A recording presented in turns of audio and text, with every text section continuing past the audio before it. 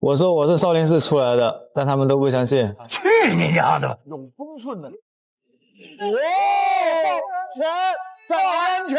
注意看，少林寺武僧总教头国际擂台闯下大祸，一记爆肝拳打断韩国不败拳王3根肋骨，当场躺尸擂台，就连武僧一龙都看傻了眼，直呼实力太恐怖。原来自己的功力远远无法与屏幕前的武僧总教头相比。此人就是来自河南嵩山少林寺的武僧总教头谢维。谈起少林武僧，大家脑海里可能不由而同的想起武僧一龙4个大字，但是事实上，屏幕前的谢维才是真真正正的少林第一武僧。从小喜欢舞枪弄棒的谢维，就被父母送进了河南嵩山少林寺，并且只用5年时间，谢维就从一位少林和尚转变为武僧总教头职位，这也足以说明谢维拥有极其深厚的少林武术基础。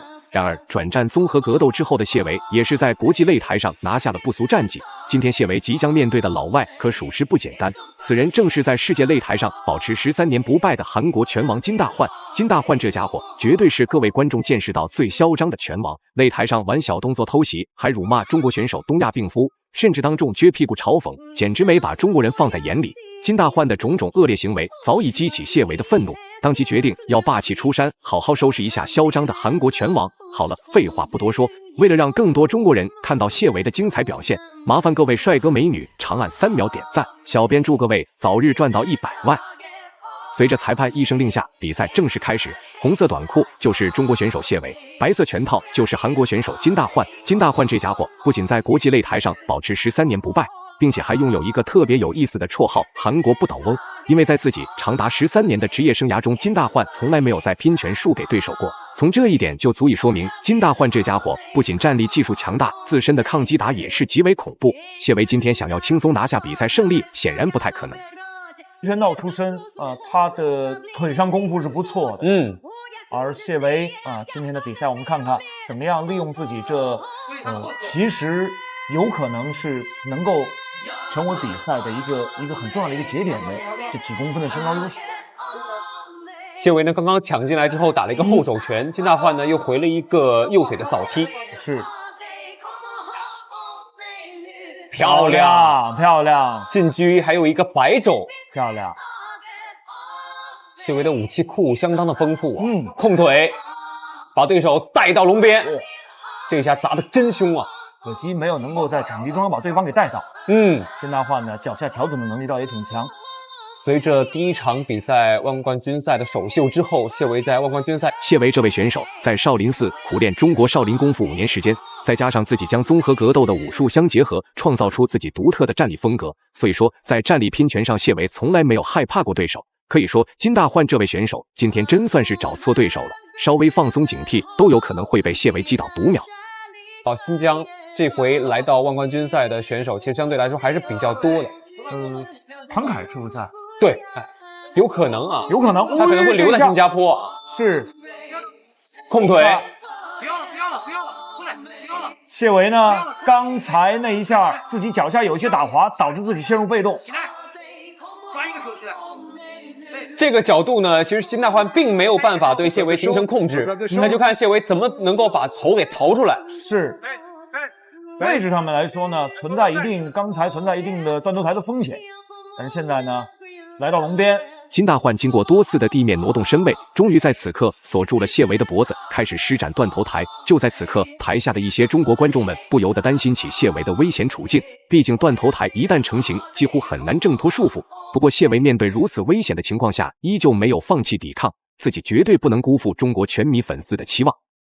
这样呢，把脖子这边能够稍微松出一点角度了。金大焕放掉了，他累了，对，金大焕也累了。场边这种清晰、干净、有效的提醒，其实对于场上的选手来说是非常有必要的。是，好了，不要给他，现在侧过去，不要拿了，侧过去。再次砸摔在地。金大焕的核心力量相当不错，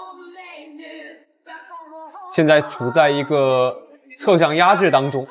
金大焕并且把自己肩部上面的所有力量和重心都压在了谢维身上。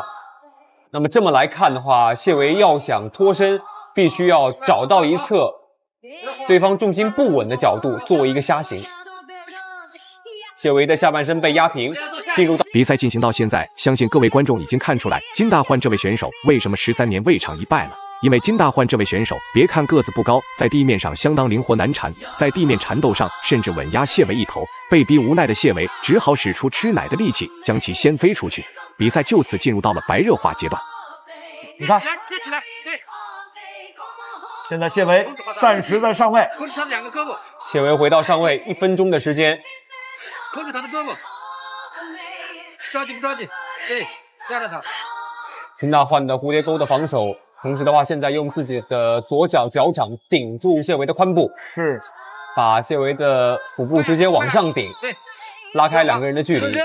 这一段时间，两个人在地面缠斗过程当中所消耗的体能非常剧烈。谢维也没有办法布置更多的东西出来。放掉这个位置了。对，回到站立。